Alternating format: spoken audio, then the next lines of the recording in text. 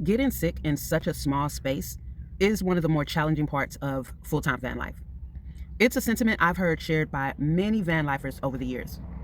But as someone with a naturally unique immune system who gets sick easily and stays sick for long periods of time, pretty much my entire life, I actually feel the complete opposite about getting sick in my tiny little minivan. And now, as I feel myself entering into perimenopause, it's given me even more perspective on just how supportive my tiny little space is. So, in today's video, I want to share my perspective on getting sick and going through this phase of life in my tiny little minivan.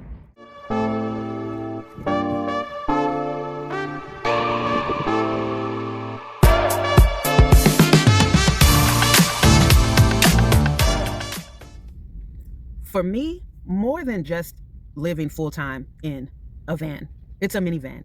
And one of my biggest benefits to getting sick in this small space is not standing up, actually. It lowers my risk of dizziness, falling, and even having just a few feet of space to travel when I'm sick to get to my toilet.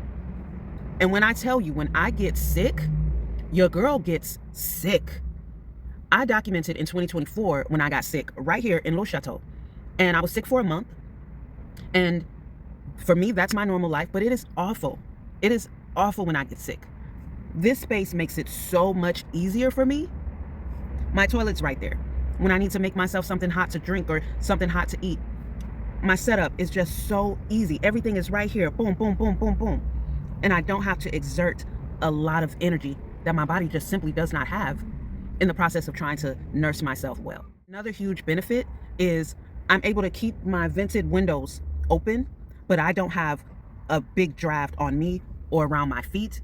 I mean, I've lived in apartments. I lived in Minnesota where I used to get sick, no lie, 8 times a year at least, and sick for at least 1 month each time. And being sick on my own in large spaces where I gotta walk to the bathroom, walk to the kitchen, it's very, very difficult for me. And this little cocoon supports me getting well. It's warm, it's cozy, I don't have drafts. It's just, for me, it's absolutely perfect. And in my experience and with my unique immune system, it supports me being sick in here and getting well. It's actually one of the biggest pros for me living in such a tiny space and getting sick. Now that I feel myself entering perimenopause, the only way I know is because one of my elder cousins described the hot flashes to me maybe 20 years ago. And because I've always gotten cold. I've been cold my entire life, which was one of the main reasons why I loved Arizona when I moved there. It was the first place that I felt was hot enough for me. And so when she was discussing her experience of hot flashes with me, I was like, no, I'm going to embrace it. I'm going to enjoy it. And the way she said, you get hot from your head. And I've always had a ton of hair, so I know what that feels like, because that St. Louis summer heat is no joke, baby. And having a ton of hair like I have, I knew what that felt like. At least I thought I knew what that felt like. So now I could just be chilling and I'll feel this rush of heat coming from my head, and it just consumes my whole body. But the way it's concentrated around my head, I've never experienced that before. Going through that phase, through this phase, because I'm currently in this phase, going through that, living in this small space, it's perfect for me. At night, like I turn my little fan on right here, which I do that anyway, so that the air can circulate for my plants. But I don't have a huge queen size bed that I'm sleeping in by myself with big comforters and stuff. Like, I can easily just pull one of my layers down and I'm fine. I'm comfortable. And then when I get chilly again, pull my other 2 layers up, or just have my sheet over me. Like, it's really, for me, in my living experience and how I like to be comfortable and cozy, living in this space makes it a hell of a lot easier for me to take care of myself. To take care of myself physically, to take care of myself emotionally. And I mean, the cocoon is the best way that I can describe it. And they talk about the triangle in the home, like the triangle footprint of your kitchen, your stove, your fridge, your sink, dishwasher, etc. I have my triangle. I literally have my triangle. My bed here, my toilet right there, my plank for my stove that I set up right here. And I can sit on my bed and make my hot water. I can sit on my bed and cook. It's perfect. And the fact that I do not have standing space, for me, that is a benefit. For me, that is absolutely a plus. I don't run the risk of, when I'm sick, getting out of my bed and just turning around, sitting on my toilet. I don't run the risk of falling or even getting dizzy. And if I do get dizzy while I'm trying to get up, I'm right here and everything is plush.